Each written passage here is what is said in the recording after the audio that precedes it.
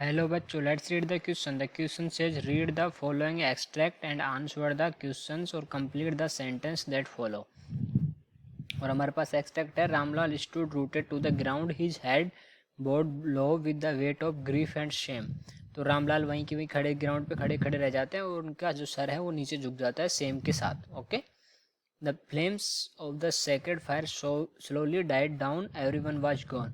और जो फ्लेम थे सेक्रेड फायर के वो भी धीरे धीरे कम होने लगते हैं और सब वहाँ से चले जाते हैं. Ramlal turn to Bholi and said but what about you, no one will ever marry you now, what shall we do with you. तो रामलाल बोलते हैं कि आपसे कोई शादी नहीं करेगा, अब आप क्या करेंगे, भोली को बोलते हैं. ओके. एंड सुलेखा सेड, तो सुलेखा क्या है, सुलेखा भोली का ही रियल नेम है. That was com and study, don't you worry पिताजी, in your old age I will serve you, and mother I will teach in the same school where I learned so much, isn't that right ma'am. तो वो बोलती हैं कि आप tension ना करो, आपकी ओल्ड एज में आपकी हेल्प करूँगी, आपको सर्व करूँगी, आपको और मदर को, और मैं उसी स्कूल में पढ़ाऊँगी जहाँ से मैंने पढ़ा है. और मैम से पूछती है isn't that right ma'am. The teacher had all along stood in A corner watching the drama, yes Bholi of course. और टीचर वहाँ खड़े खड़े इस जो सारा जो हो रहा था उसको सुन रही थी और भोली को Bholi yes Bholi of course. She replied and in her smiling eyes was the light of deep satisfaction that an artist feel when contemplating the completion of masterpiece. जब एक आर्टिस्ट अपने कंप्लीशन मतलब अपने मास्टरपीस के कंप्लीशन को देखता है तो उस टाइम उसकी आंखों में जो डीप सेटिस्फेक्शन होती है वैसी ही डीप सेटिस्फेक्शन टीचर की आंखों में थी. Why did the teacher stand in one corner watching the drama.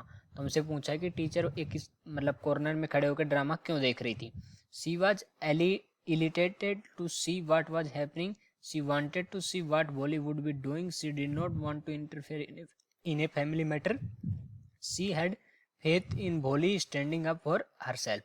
तो ये चार ऑप्शन है, हमें बताना है कि कौन सा ऑप्शन इनमें से करेक्ट है. तो सबसे पहले देखेंगे इसका कंटेक्स्ट, जो कि एक स्टोरी से ये एक्सट्रैक्ट लिया गया है. उस स्टोरी का नाम है भोली. ओके. और भोली इस मेन करेक्टर में होती है, जो भोली इस जो एक्सट्रैक्ट में है वही वो भोली है जो मेन करेक्टर में है इस स्टोरी में. ओके. Main character. और इनका जो रियल नेम है वो क्या होता है, रियल नेम क्या होता है, सुलेखा नहीं रियल नेम होता है, सुलेखा. ओके. और इनकी शादी एक दिसंबर नाम के ब्राइड ग्रूम से होने लग जाती है जो कि इनसे बहुत बड़े हैं. तो जो इनकी शादी किससे हो रही है, दिसंबर से. वो बहुत ही ग्रीडी एंड डिसरेस्पेक्टफुल आदमी है. Greedy and disrespectful.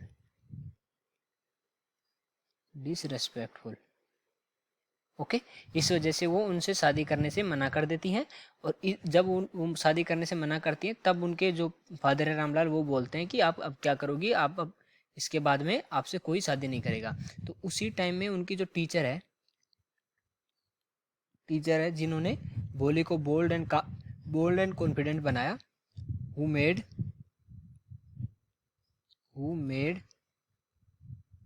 बोली बोल्ड एंड कॉन्फिडेंट,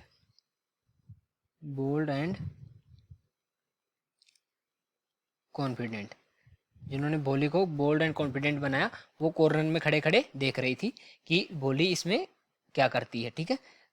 तो अब हमसे पूछा है कि why did the teacher stand in one corner watching the drama. तो वो क्यों ये ड्रामा एक कॉर्नर में खड़े होकर क्यों देख रही थी, क्योंकि उनको भरोसा था कि जो भी भोली करेगी वो अच्छा ही करेगी, क्योंकि वो उन्हीं की टीचर थी और उनको पता था कि भोली की जो एबिलिटीज हैं वो क्या है. ठीक है. तो इसलिए वो क्यों खड़ी थी, अगर हम वो उसका आंसर दें तो टीचर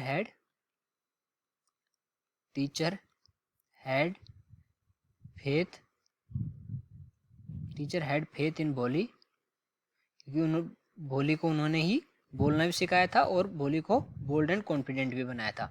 ओके. तो वो भोली को अच्छे तरह से जानती थी. तो सी हैड फेथ इन भोली standing up for her self, कि वो अपने आप के लिए खुद सक्षम है कुछ करने के लिए. Standing for her self. Okay, तो ऐसे देखें तो कौन सा आंसर हो गया हमारा, फोर्थ ऑप्शन जो डी ऑप्शन है वो हमारा, डी ऑप्शन है वो आंसर हो गया. ठीक है, जो डी ऑप्शन है वो आंसर हो गया. So I hope you understood it well. Best of luck. Okay.